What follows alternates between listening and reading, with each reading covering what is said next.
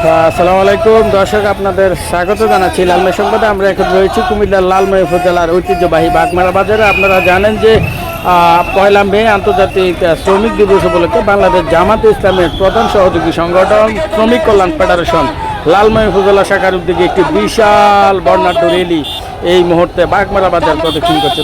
দর্শক, আমরা আপনাদেরকে সরাসরি বর্ণাঢ্য র্যালিটি দেখানোর চেষ্টা করছি। দর্শক, র্যালিটি বাগমারা উত্তর বাজার থেকে বের হয়ে বাগমারা বাজারে বিভিন্ন গুরুত্বপূর্ণ পয়েন্ট প্রদক্ষিণ করছে। দর্শক, আজকের র্যালিতে প্রধান অতিথি হিসেবে উপস্থিত রয়েছেন বাংলাদেশ জামাতে ইসলামী কেন্দ্রীয় মজলিসের শুরা সদস্য এবং ইসলামী ছাত্র শিবিরের সাবেক 2 বারের সভাপতি মাওলানা মোহাম্মদ ইয়াসিন আরাফাত।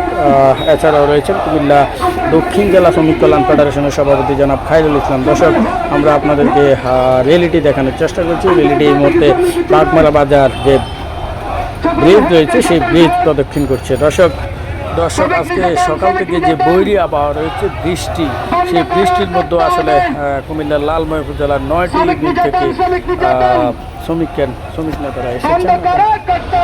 দর্শক, বৈরী আবহাওয়ার মধ্যে কুমিল্লার লালমাই উপজেলার 9টি ইউনিয়ন থেকে শ্রমিক কল্যাণের নেতা এবং শ্রমিকরা এসেছেন আজকের এই র্যালিতে যোগ দেওয়ার জন্য। দর্শক, আপনারা জানেন যে বাংলাদেশ জামাত ইসলামের প্রধান সহযোগী সংগঠন শ্রমিক কল্যাণ ফেডারেশন কুমিল্লার লালমাই উপজেলা শাখার উদ্যোগে একটি বর্ণাঢ্য র্যালি এই মুহূর্তে বাগমারা বাজার প্রদক্ষিণ করছে। দর্শক, আমরা আপনাদেরকে র্যালিটি দেখানোর চেষ্টা করছি।